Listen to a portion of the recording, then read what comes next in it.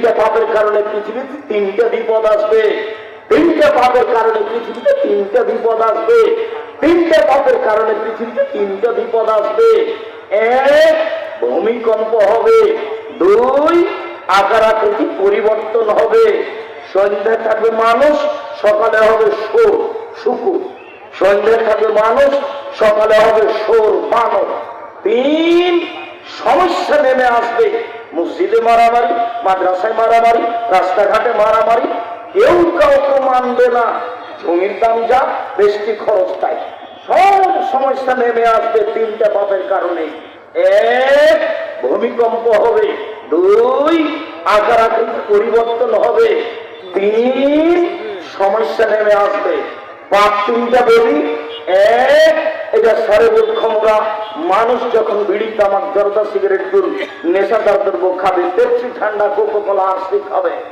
আমি পেপসি ঠান্ডা Coca Cola RC 30 বছর থেকে না করে আসছি। আল্লাহ নবী বলেছেন আমার উম্মত মদ খাবে, নাম দিল অন্য, আপনি বের করেন সেটা কোনটা।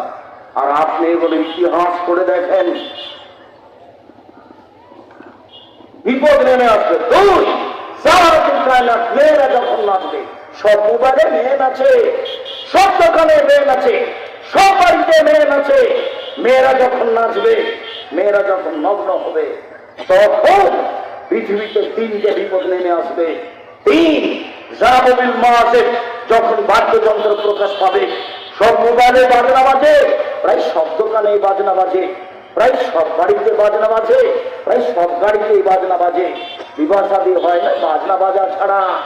ওরা হচ্ছে অশিক্ষিত পুরুষ। ওই বাপ মাকে যদি আমি অশিক্ষিত প্রমাণ করতে না পারি, আমি জাতির সামনে বক্তব্য দিব না। তিনটা পাপের কারণে তিনটা বিপদ নেমে আসবে।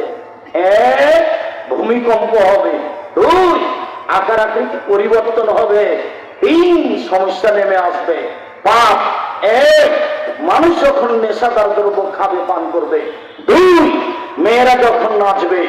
তিন, যখন বাদ্যযন্ত্র প্রকাশ পাবে। তিন শ্রেণীর মানুষ জান্নাতে যাবেই। বেগানা নারীকে দেখে চক্ষু নিচু করে যে সে জান্নাতে যাবেই। আল্লাহর নবীকে জিজ্ঞাসা করা হলো, আল্লাহর নবী, হঠাৎ যদি কোনো মহিলার উপরে চোখ পড়ে যায় তাহলে কি করতে হবে? তখন আল্লাহ নবী বললেন, আমাকে যে তুমি তোর মুখটা ফিরিয়ে দেবা। তা আপনার টিভিতে রং মাখানো মেয়েটা খবর পড়ে, আপনি তার মুখের দিকে তাকিয়ে খবর শুনতে পারেন? অত সহজ হলো? রং মাখানো মেয়েটা আপনার সামনে এইভাবে রং মেখে খবর পড়ে, আপনি তার মুখের উপরে চোখ রেখে আপনি খবর শুনতে পারেন? আপনি জান্নাতের মেয়ে ভোগ করার আশা করছেন তাহাজ্জুদ পড়ে? অত সহজ